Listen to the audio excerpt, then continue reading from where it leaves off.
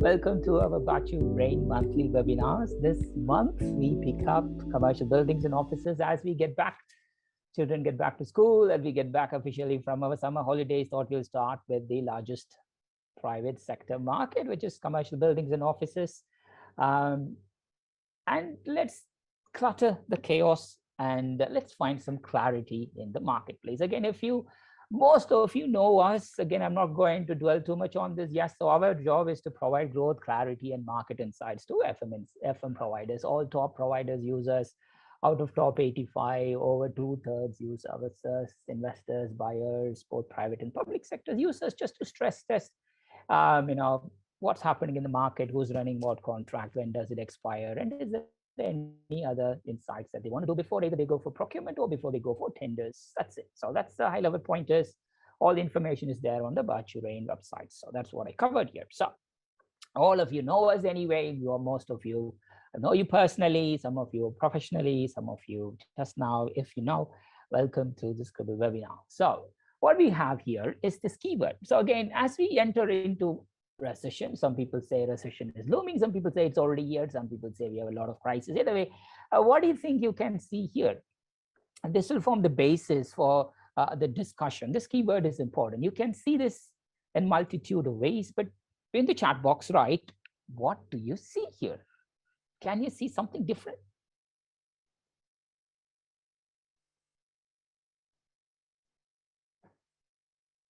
Can you type? What's the word that you can see here? And it depends on your perception, because that's how the market is going to be, because everybody will tell you, yes, that's the word, Sam. So opportunity is now here. Again, people will say it's nowhere in a double digit inflation, other things which we'll touch. But this is it. I'm not even going to go into the FM market, but important point here is you just need to find time to find your mountain of value. And mountain of value is your existing customers. And for you to succeed in the current environment, you need to know a lot more about your existing customers, because your new customers are as confused as you are. So for you to get clarity, super important for you to get to know your current customers. Through them, you need to get to know your new customers and your new markets. So that will be the very first lesson that I'm going to give you, because we spoke to close to 134 buyers. We have special webinar series that we run for them, and that's it. So it's as for us, it's not just providers who come in every month, it's also the buyers. So important thing is, on one end, we have a lot of distractions, as I call it, but don't forget what we call the proximity bias. There is one learning that you could take, that is the proximity biases. As we get constantly distracted, don't forget to see the mountain of value that you already have. It's only from there that you need to find your clarity in the existing market, and that's applicable, very, very important for, especially for this particular sector that you're playing. So as we talked about, as we declutter it, it's also important to get to the basics, which is like there are certain things that's going to be outside your control, and there will be certain things that will be within your control. Our focus here is, yes, inflation, yes, talent crisis, all the other stuff that we talked about is slightly outside your control. I would like you to focus on what's inside our control, and that will be the gist of this conversation. So let's go. Two things that distracts us. Again, if you haven't watched our webinars before, I suggest you go and watch. It's available on baachurain.com/events. It's available on demand, but the slides and the deeper insights is there within our membership portal. But what you want to find here is there is a webinar that I did around June time, which is called Why the FM Market is Screwed. And there are like 12 different factors that I played. One of the things is just this pull factor, that what's the definition of FM and how we are being pulled into multiple ways. At the moment, if you park FM, two things distracts us a lot more than other things. One is what we call the workforce and the workplace priorities. And the second one is what we call the ASG. And these are the two that prioritize. Either way, the technology and the related elements underpins property, and other things underpins. It's just as a horizontal layer that goes behind it. But either way, research after research comes and tells you this is what's happening in the market. We took a sample of 20,000 people, we spoke to 300 people, 400 people, etc. But either way, we are in this hybrid working environment, which means there is an impact on the real estate, and it's a personal choice, and it's a company's direction of their values and ethos. 3 days, 4 days, 5 days, one day, they're going to do it. We have done analysis of how some companies have utilized us to see, map the postcode, map the public transport, map their emissions, to just see, okay, yes, it's important for the employees to come into work, but the cost of the employees using public transport is 400 pounds if they come from Manchester to here. If they drive, it's 50 pounds. Now scratching their heads, the impact on hybrid working versus net zero targets. There is so many permutation combination that's happening in the marketplace. Either way, workplace is here to say. Workplace, the workforce behavior and the workplace adjustments around it is going to impact us. But what you haven't seen so far is actually bringing that principles back in the procurement. FM is still procured in the same way, office and commercial buildings, whether it's cleaning services, security services, and also on the top end integrated services is still procured in the same way, because people haven't got on grips on the full element of it. But either way, here is the element that we're going to go for. And the other one is going to be the net zero point. Yes, you're going to help yourself on understanding your net zero plan. You're going to help your clients to understand their net zero plan. And then the rest of it is your subcontractors and others, what we call the level 2, level 3, and it keeps going on. So those are the two separate, what we call new revenue generation models, that anybody and everybody is playing on the domain. We will touch what's the role of FM and how FM is used and misused in this domain while we go deeper on this. But before we get into that, as he talked about, how many, because in this just 3 years alone, from 2019, 20, 21, and 22, let's take, how many new forums have been started? Just guess. In the FM building services, or the specialist services, or the net zero sustainability, how much money or how much forums have been set up that creates a lot of, I wouldn't call research, but it's pretty much chaos into, pulling, this is what you need to do, that's what we're doing. How many, if you need to subscribe yourself into that, we did a study recently on this. How many business services, which includes FM, net zero, sustainability, PropTech, workplace, real estate forums, are in the UK? Yes. And what do you think? Obviously they all are working for themselves, but what do you think they're actually doing? And I'm not talking about the well-known IWFM or the IFMA or the RICS, etc. They all have their own purposes, but beneath that layer, there is a lot more that popped up in these 3 years. Just guess a number. It's not 10, it's not 20, it's not 50. It's somewhere in between. Let's see who guesses it, because I just want you to see what's happening to you as we speak. One under the other end, tenders are coming up, but on the other end, because we haven't had a grip of what FM is, what workplace is, every company now, the top 20 have rebranded themselves into workplace. And they also talk about energy management, net zero, and other things. Why? Because that's the buzzword. They're all doing that. But the cost of that is actually 43. Good, that was very close. Marlena, ask me the same question in next year. Most probably we'll have 100. And these people, why? Because every company is trying to bring their own policymakers and industry together, and every other forum is trying to build up their industry together. BEIs, and now they don't even have outsourcing as a function. We all part of the business services or part of the professional services, as we call it.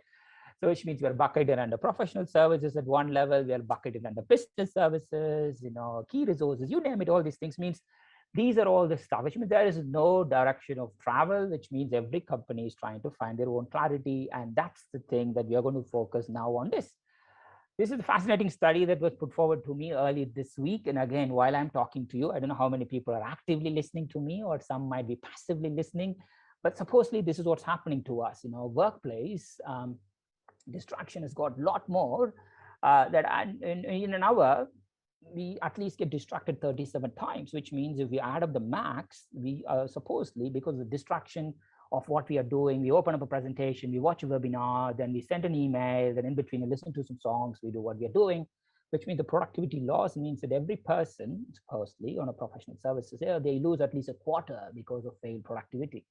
I don't know how far this is. This could be a US study, but I just want to put you that forward, which means if somebody is working from home, somebody is working with an office, we are now, the chaos is kicked in, not just at the professional level, but also on the personal level. A recent chief exec, an FM chief exec, when I spoke to you, he told me that he even changed his title.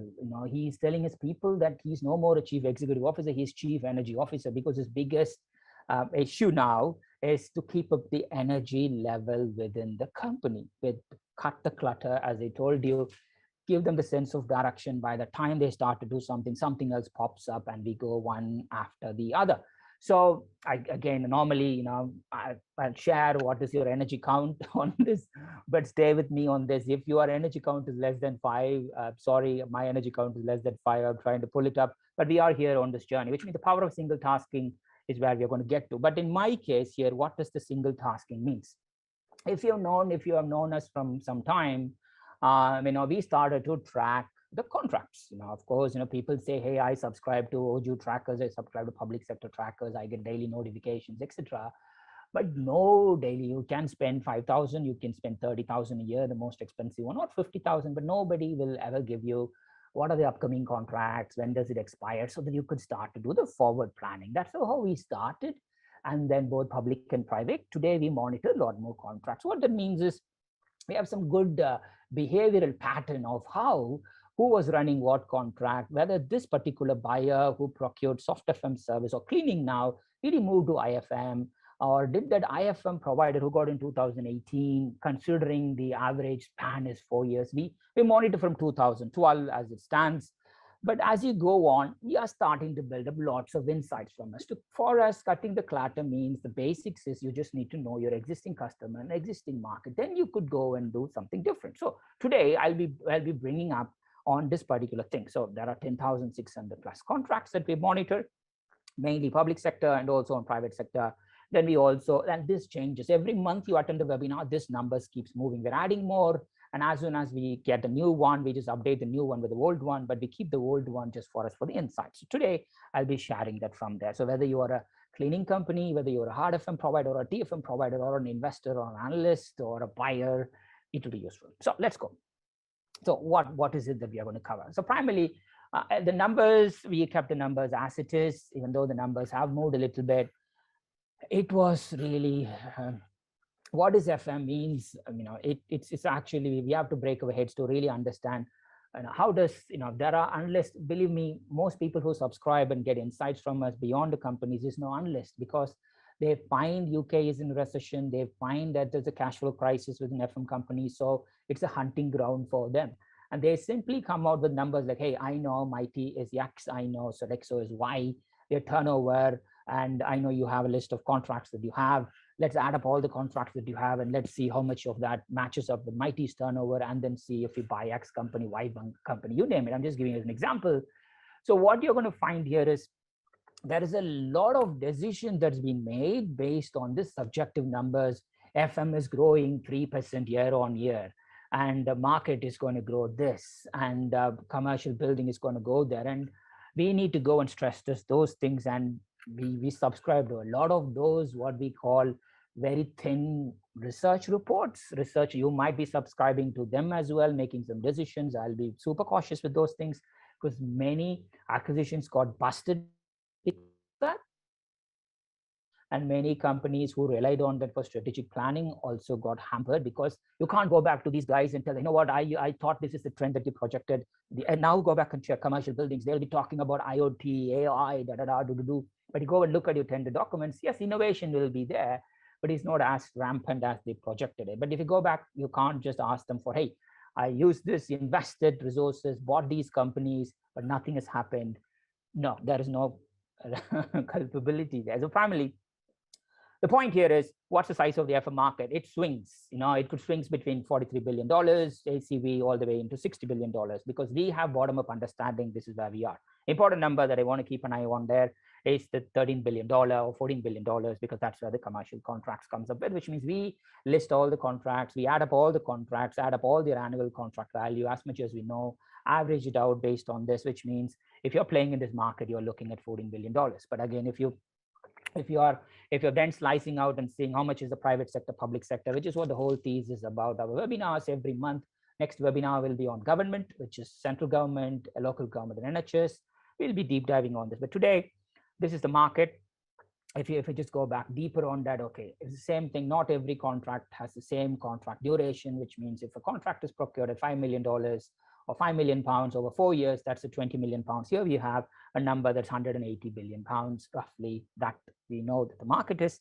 And you are going to gradually go there to understand how much of that is actually private sector. Because as I mentioned, you need to go with the proximity bias. That's usually super focused. In your sectors, do you have all the projects or as much projects in your existing sector? If so, do you know as much intelligence about your existing sector? Then you decide to go and do what it takes. So, but then go back again, hard, soft split.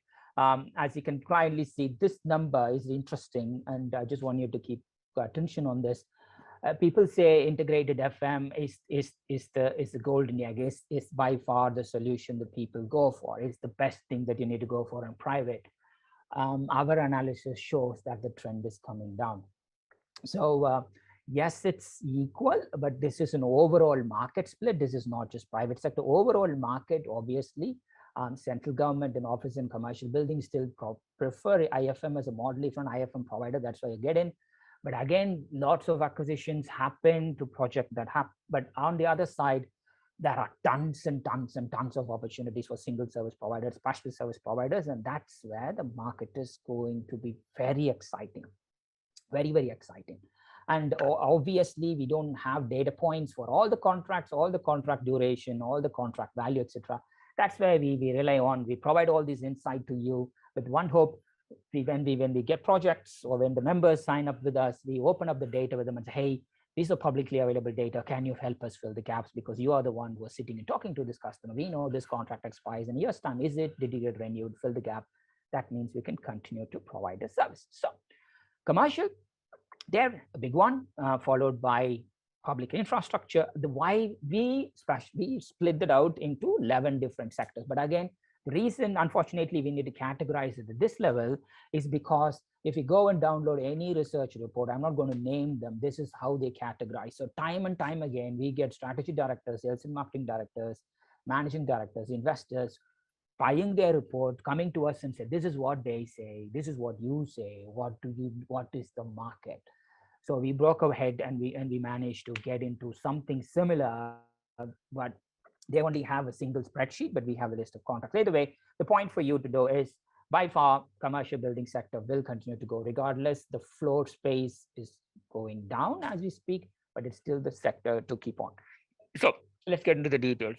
Take a snapshot of this because obviously these are commercially sensitive information. So even though it's publicly available, we sliced and diced, put it in the format. Take a snapshot of this. So why? In the opportunities of the 10,000 odd, 12% of the opportunities are commercial office sector. So which means there are 1,026 that we monitor. There could be a lot more. Obviously, our contract starts with £500,000 tops. Anything less than £500,000, predominantly in public sector, unless they tell us, it is not there in our system. But most of the time, 3 buildings, 5 buildings in Birmingham or Manchester or London, etc., not necessarily gets published. But either way, we monitor 1,026 contracts, and there are some patterns that you could get from here. Yes, if we look at the top 10, it's not by value of the contracts, it's by who has the maximum contracts, how do they procure, etc. Over the years, TFM is still the model because why the real estate FM players still have a good handle on this sector, because they know they start with this, like the Cushmans, the Savills, the CBREs, the JLLs, and I was in Youngs of the world, they do it. And then you have the next biggest, like the Mighty, Historic Source, the ISS, the OCS, and some very beautiful niche players like the Anabas, Kingdom, Arcus, in Cintu, etc. I mean, they are Sir Churchill. So you have the regional players, then you have the TFM. This model is always been like that, and that's gradually been broken up now, mainly because of the workforce estimation, because when we look into that, you'll get to know. But for now, the basis is proximity is, okay, forget, let's cut the clutter. What are the current tenders that's available in office and commercial buildings? Yes, there are at least 1,000 contracts. out of which I am a cleaning provider, I'm a catering provider. What I can get out of this is there are at least 400. I am a building maintenance company, repair maintenance company. What can I do with that? There is at least 297. Here is the interesting point. Even though I say the top 10 companies have a big chunk of it, if you have a look, out of this 1026, you are actually finding a lot of suppliers there. They're close to 250 suppliers just on this sector. So if you are working on net zero, and if you are working on workplace optimization, etc., if you subcontract, you need to know who these 250 players are so that you work with them, you delegate the work to them. Or if you're an SME working for this, you need to know who these big players are and what contracts do they have so that you could work with them to understand this is how you are going to work on social value, sustainability, and all the other things. So the average duration of the contracts again depends, but it has actually come down from 2015 numbers. So today, as it swings for 4.8. It's still there, but there are, even yesterday I saw a contract only for 3 years. It's an IFS contract, whereas last month there was a big tender that went out with 10 years. So again, do you find, adding in the chat box again, it's a friendly group, so did you find that the average duration of a contract getting reduced, or you see now it's always 5+3 or 5+5, 7+3, or no, I'm finding it 3 years is coming up? Are you finding the average duration of a commercial building contract reducing? Add it in the chat box. Let's keep it going. So again, if you're looking at the numbers, we already talked about that, because your insights helps me to go back to the buyers to just ask questions that you want me to ask them, because not necessarily they might share them with you, but being a neutral provider, trusted advisor, they normally share it with us. So that's why any questions that you have that you want to talk about commercial buildings, if I collect it from you, I can test it out, come back to you at the next webinar, I'll share that. Or anything that they ask me, I can come back to you to share it. But again, keep the questions flowing. Yes, it's you. Yes, I'm seeing the numbers getting down, but it's interesting. Please to keep it going, because again, these are general contracts. So what you're finding here is, if you're looking into the overall market, the total contract value number can swing, 16.5 billion-ish. But again, if you look at the commercial buildings, obviously what you're finding here is integrated services is still the preferred model. That's because 10 years ago, that's how it happened. 10 years ago, when the integrators or the real estate FM companies, they planned it, they structured it. Here we go, 1,000 buildings, manage the lease, manage the rental for us, plus also maintain it. That's how it happened. But today, it's all decluttered. It's all decluttering, or it's happening, and that's the reason they're moving into more and more consultancy, energy type of areas, and just still managing it. But I'll have few surprises for you on the data set as we come back. But as it is, integrated model is the model, but we will answer it, but don't just blindly go and shape it as integrated model, because many clients are very, very wary of the situation now. So they might want multiple providers to go with that. But again, hard FM, soft FM, that space is continuously increasing, especially soft FM. We are finding more and more office and commercial builders getting into specialist soft FM services, rather than integrated services. So can keep an eye on that. So there are a few numbers here. Again, we can look into that. So again, just as a sample here, out of 1026, obviously there is a lot more contracts that's here. If you are looking into the opportunities, yes, immediately in the next 2-3 years, based on the data set that we have, we have close to 600 contracts that we know the contract is expiring, but we know the contract expired in 2019-20. But we don't know whether it's renewed. Obviously, because of COVID, many contracts got renewed, so we haven't added them yet here. But there is this additional contracts, 600 plus, that's also up for grabs. We know the contract is outsourced, we know who the provider is, but we haven't actually added the renewal part of it. We know the value of them as well. So again, that could add to the lot more value of that 16 billion pot. Anyway, what we know is, take a small snapshot. Absolutely, what we know: 148 contracts expiring.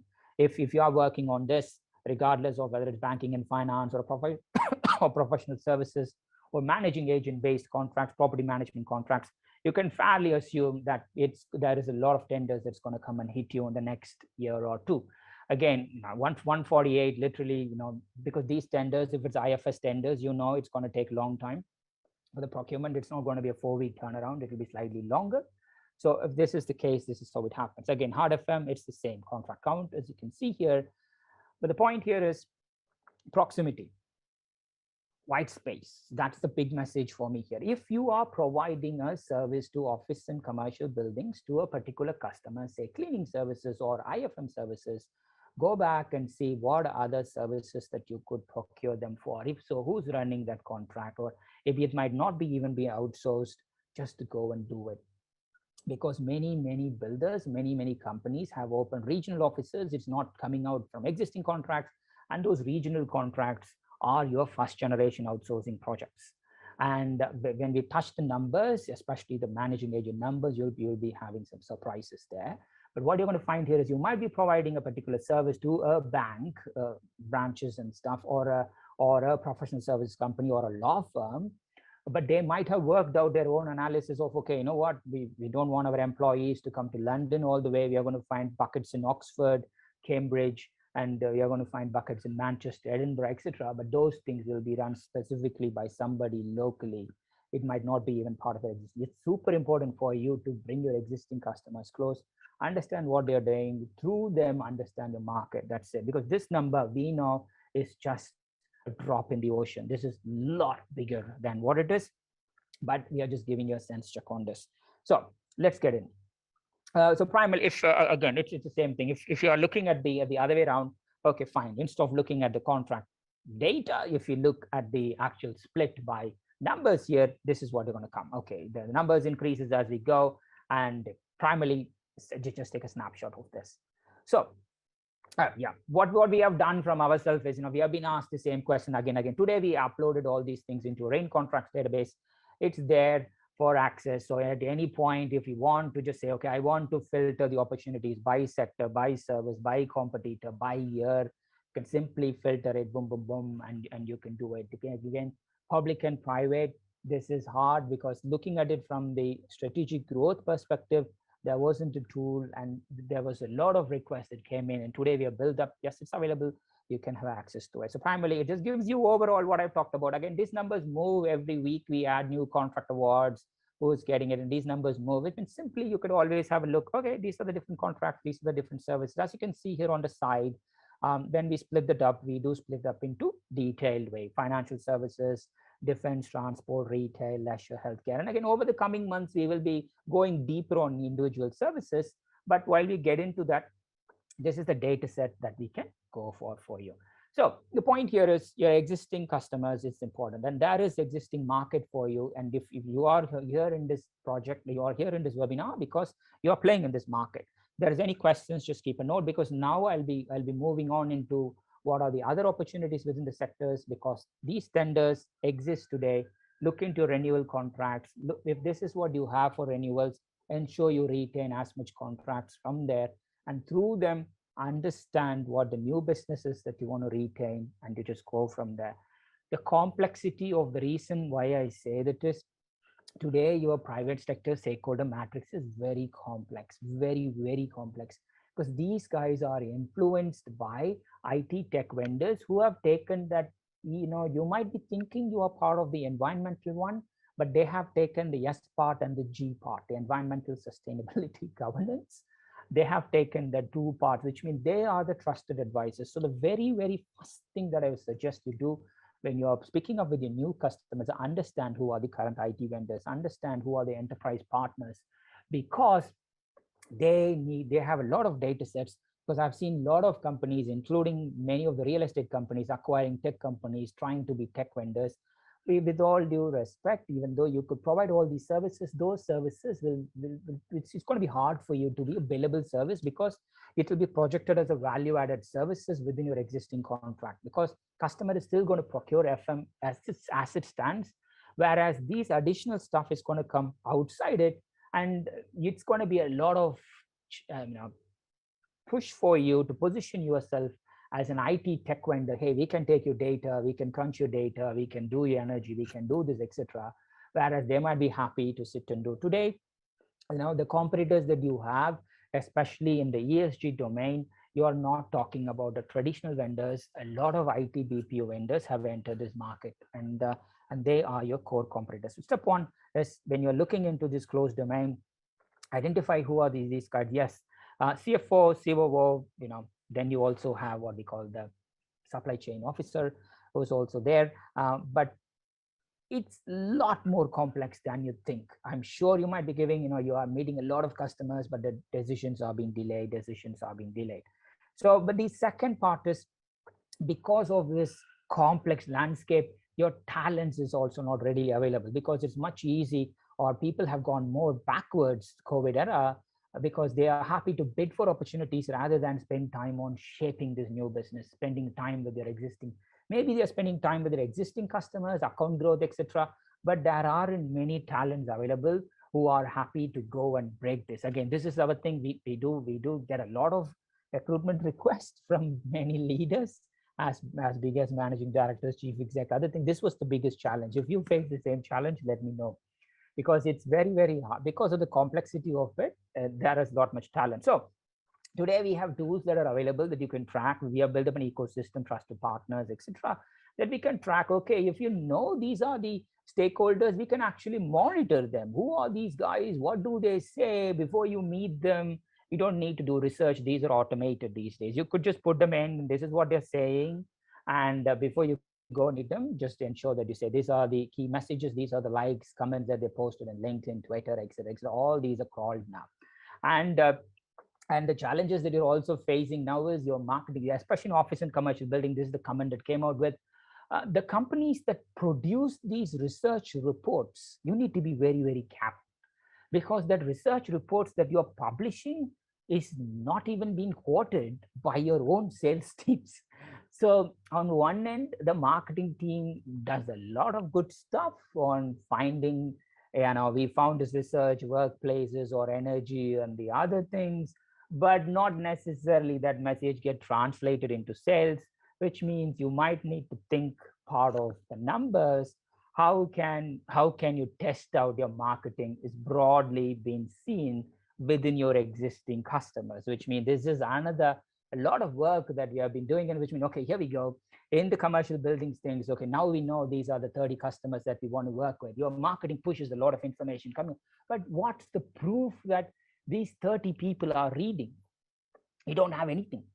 It's you, unless they're downloading it, etc. But what's the proof? But today you could monitor. You could invest. Okay, yes, the key messages that you're posting is read by your investors, read by your customers, read by the government, read by the community that you support, the social value, read by the media houses who are going to do it. Today we can monitor through our partner networks.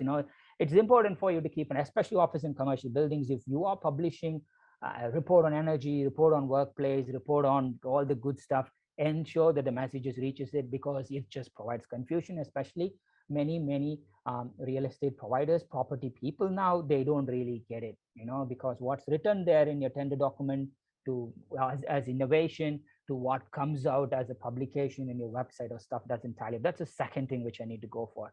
I already touched about the sustainability services ecosystem.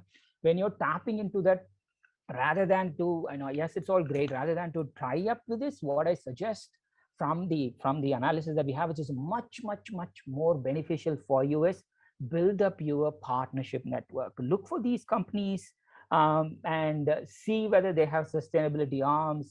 If your existing customers, work with them.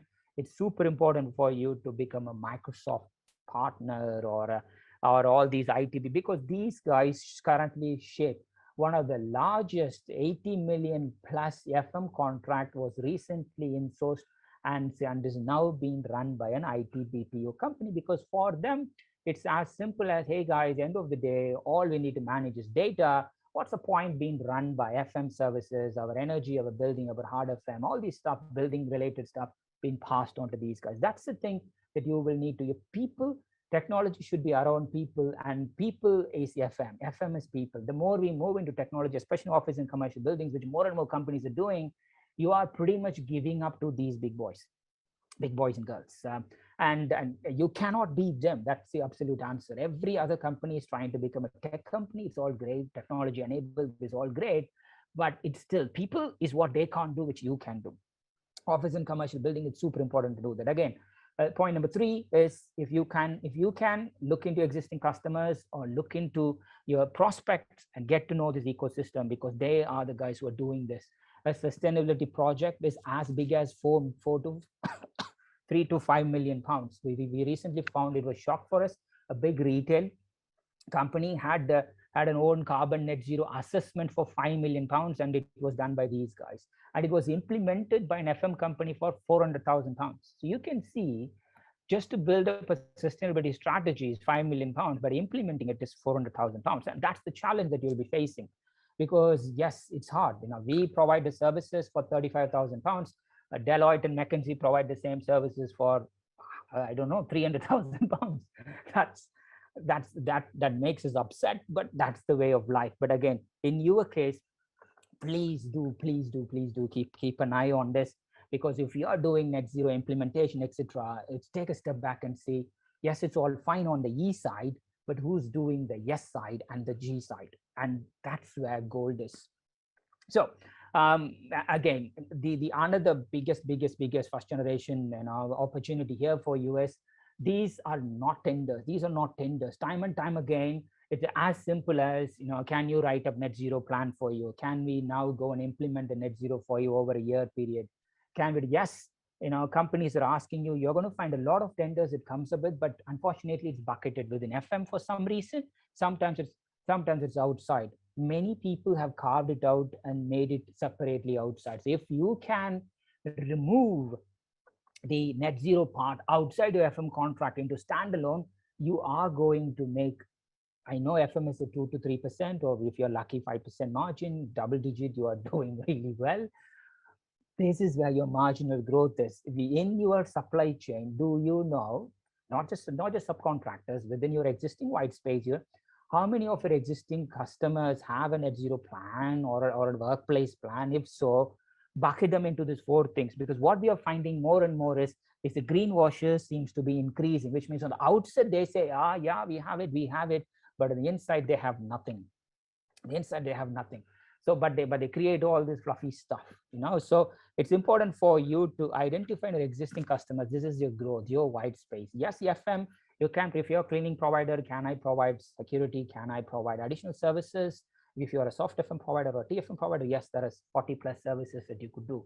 But outside this is this, because this is the problem, because your prop tech and other companies, they do the same thing. You do the same, which means the services and technologies is not aligning with these customers, which means some guys are literally dumping it, part of the FM tender, so that you have to run with it, part of innovation and net zero, 5%, 10% scoring.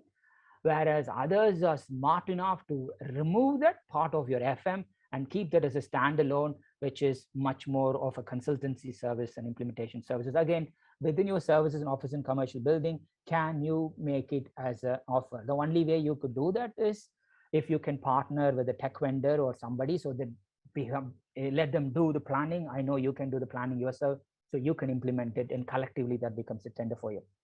But what can we do? Again, based on the publicly available information today with the ecosystem, we can measure how are you doing with ESG. Yes, we got really, yes, the reinventors or pathfinders, etc. Today we can, using the publicly available information, we can clearly see who is actually starting to implement ESG. How many of them are greenwashers? So what do they say about it? Because how many of your employees post about your green credential? How many has the government endorsed you for an award, etc.? Yes, fine.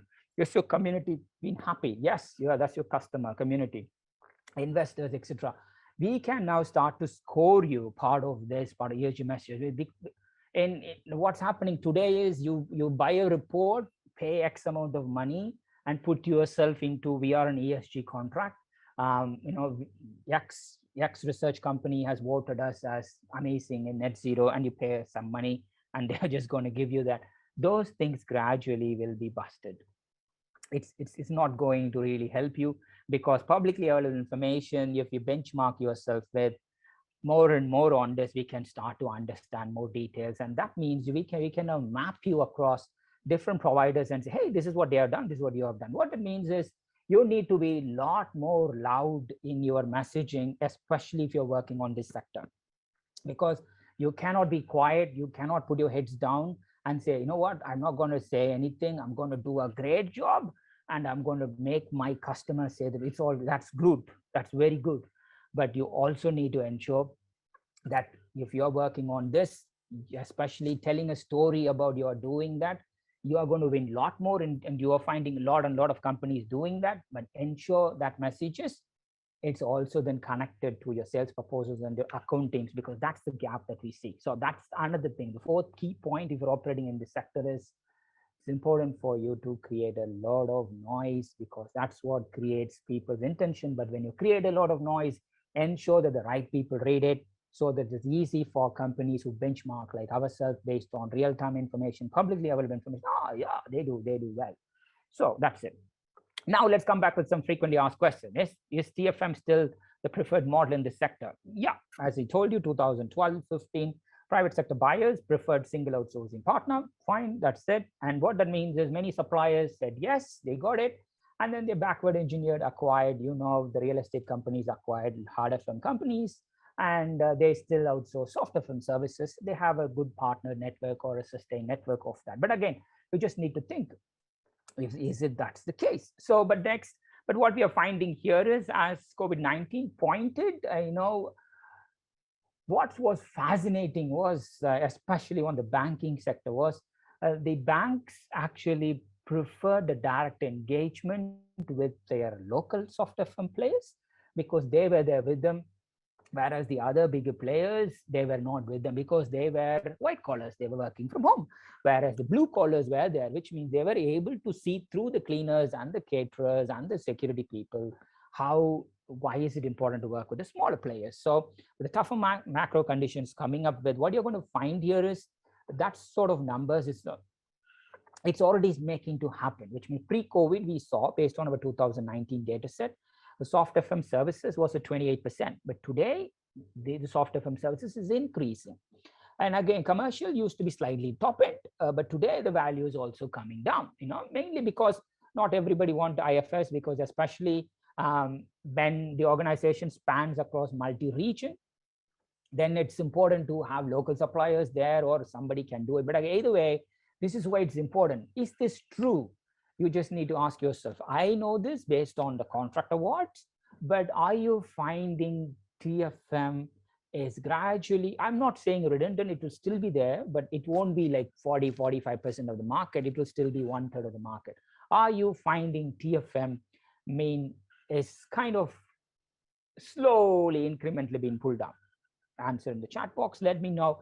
If you don't find it, then that will be interesting, so that we could go back and double check with our existing network to just see why is it the case. Or if you're also finding it, then that will be interesting. Let me know in the chat box. But what we are going to find here is, as far as we know, the trend is going to continue, and that's what we're going to go. Again, when we look at the managing agents, again, an outside thing is not everything is procured straightforward.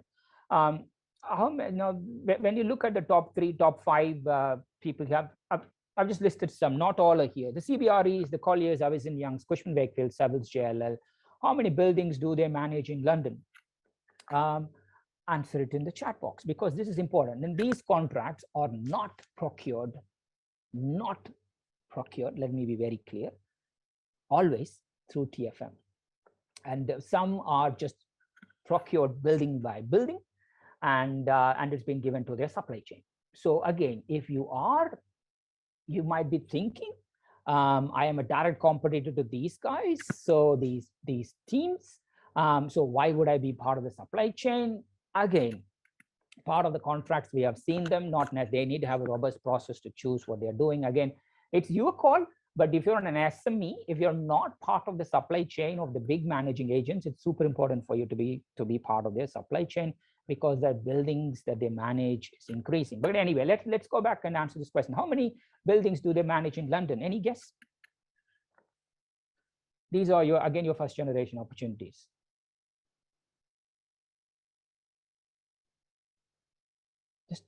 It's for you. Just guess. How many buildings do they manage in London, and how many buildings do they manage outside London? This is based on what we know, what's publicly available. But they can manage a lot more, but at least it will be a starting point for you. Keep going.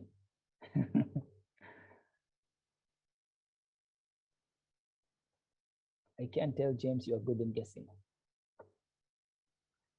Yeah. Okay, one more.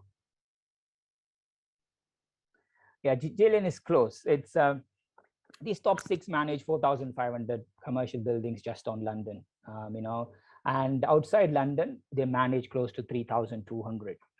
And so closely, you find the 7,700 buildings, that's where it's important. Okay, you need to understand, okay, who's now managing this building? Is it part of the wider portfolio or the other? Because it's you need to remember from their side, there's a procurement cost attached to it, right?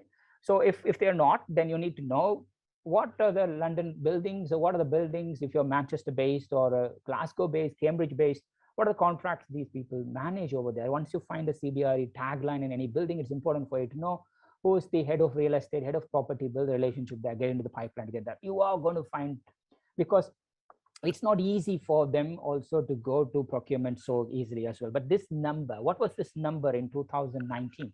Was it 4,500 before? In 2019? Or was it less, or was it more?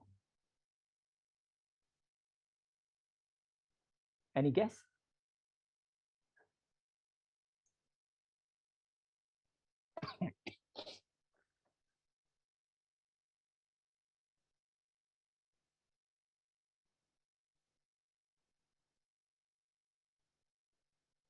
Yeah, I think it was not exponentially different. They were managing 5,400. So what has happened is, yes, there are some companies who made a drastic decisions of leave. Remember, the building is still there. It's just the rental that has gone down, or the lease that has gone down. And that's the point that I tried to make here, which means people might say here, oh my God, there is 2.3 million square meter space that's left to let in Central Croydon, or Central London, or there was so many things that's happening. And see, even before I found this interesting study, even before COVID, there were close to 24,000 commercial property. If you look at the sample here, it looks like these guys manage only 4,500.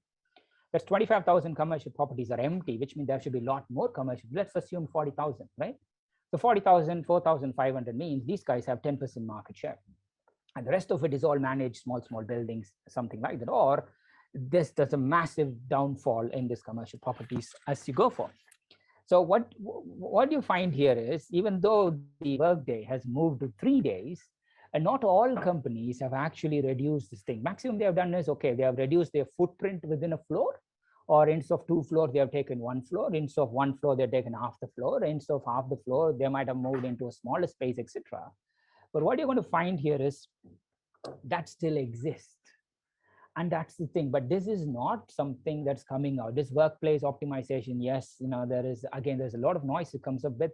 But as an FM provider, this is where it's very, very important to understand the footprint of your existing clients, to understand, okay, and the changes.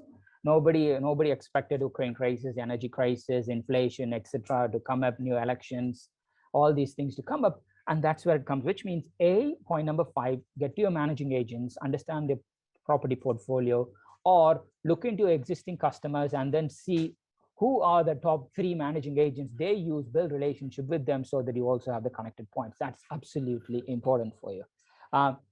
Floor spaces and stuff is the other one. Then what are the other trends that's happening within the market now as a first generation? How many companies do you think at the moment who are based in London who provide free meals? And these free meals are not contracts. These free meals are not converted into FM contracts. We don't track them, but we know that they provide. These are these 3 days, people coming in, they are encouraging them to come on board. How many companies are in London alone provide free meals? Any guess? If you're a catering provider?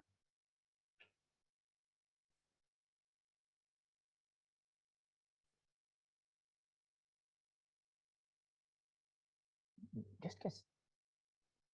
How many companies in London, just because of COVID, have started to provide free meals? They haven't provided before, but now they provide it on a set days. And they not just provide lunch, they provide breakfast, lunch, and dinner.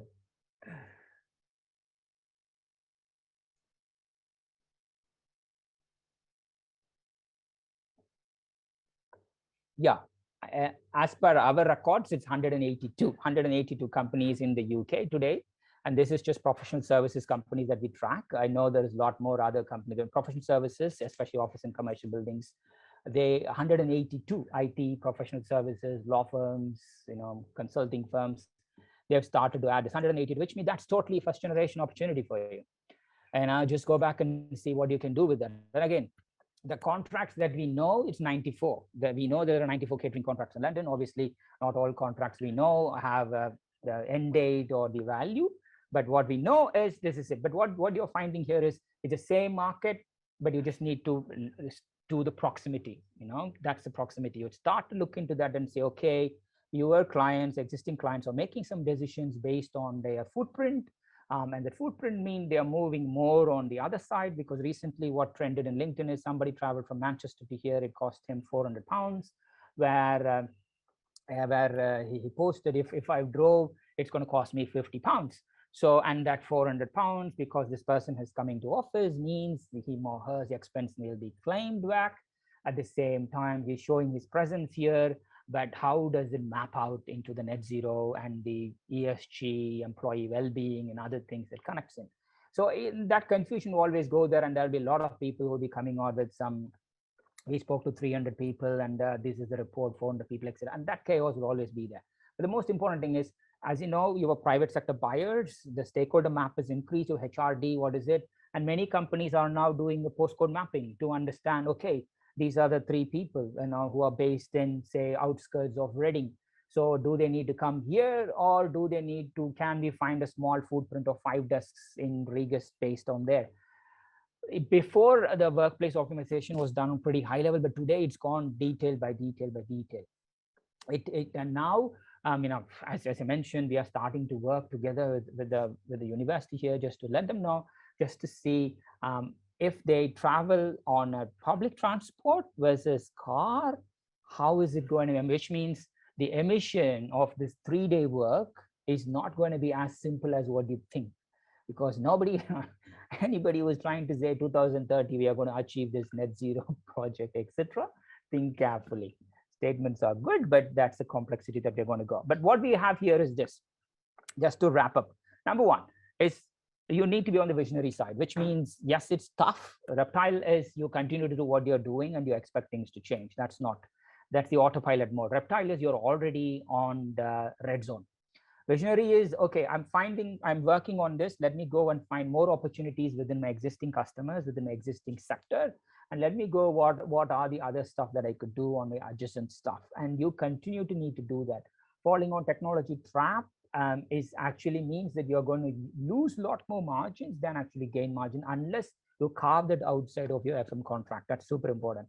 The next one is, you just need to think. This is both personal and professional, because I know a lot of my friends in the industry, many of you are here, have actually, it's not easy for you here. Comfort goal is within your experience. Growth goal is outside experience. That's the same thing applicable both personal and professional. Think where you are at the moment, how many growth goals do you have? Just going to stretch it, because that's how the market goes in. The competition that you're going to find, as you know, if you are a catering provider in London, you're going to go head on with the Deliveroos of the world. They're ramping up their food meals to up to 30,000 meals a year in 3 years, which means the bigger catering providers will now need to compete with them. The same thing, if you're on an energy tech FM company talking on energy, you are going to compete with the IT BPO company. They're already in the market now. Do you think you can play with them? Again, think around this, do it. The way, again, this is a personal thing, because one of the attendees within this webinar asked me, hey, you know what, we are doing all this chaos. What do you do to do it? Again, I forward this thing, which means I do sprint, not a marathon, which means I work with a quarterly thing and 3-year direction. This is it. Start aware of your isolating troughs, as they call it, because you're attending this webinar. Hopefully you attended 1 hour fully. Otherwise, you won't be sharing the recording anyway.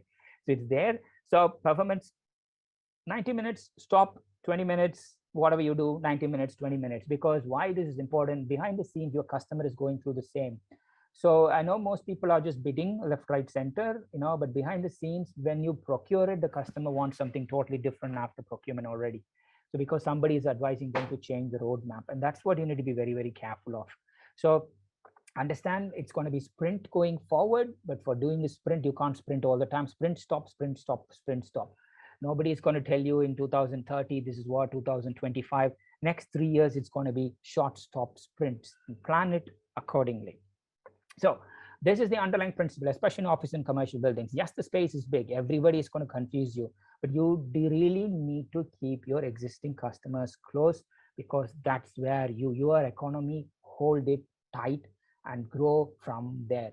If you go just full-fledged on new business, you might win more, it's good, but the cost of losing an existing customer in this current climate is very, very, very, very bad thing to do. Don't do that. So this is your place in the economy, and then that's ideally, I wish it could be the other way around, where the market is big and you have your own place. What is your market? We can help you to find the details, but either way, your place in the economy, find this information, and then get to the boosters and keep it going. But what I suggest here is this: if there's one thing that you could do for office and commercial buildings, just go to it. As we spoke about, number one, existing customers, white space, go deeper. Existing customers or new customers, get to know who their tech vendors, who their partners are, find a way to get into them. Shape the tenders, if possible, try to carve out lucrative elements within your tender, take it outside your FM so that it becomes a separate consultancy or IT related data analytics type of a thing, so that you don't want your energy to get into FM and you just provide a service, 30% savings for nothing, 400,000, but if somebody sits and achieves that for £5 million, happy days. So no. So it's super important for you. We do insight sessions with buyers. That's something that's become very popular. Here we go, bring in your buyers, share the market insights collectively rather than you ask them. We can help them ask, hey, we see this is happening in the market. What do you see?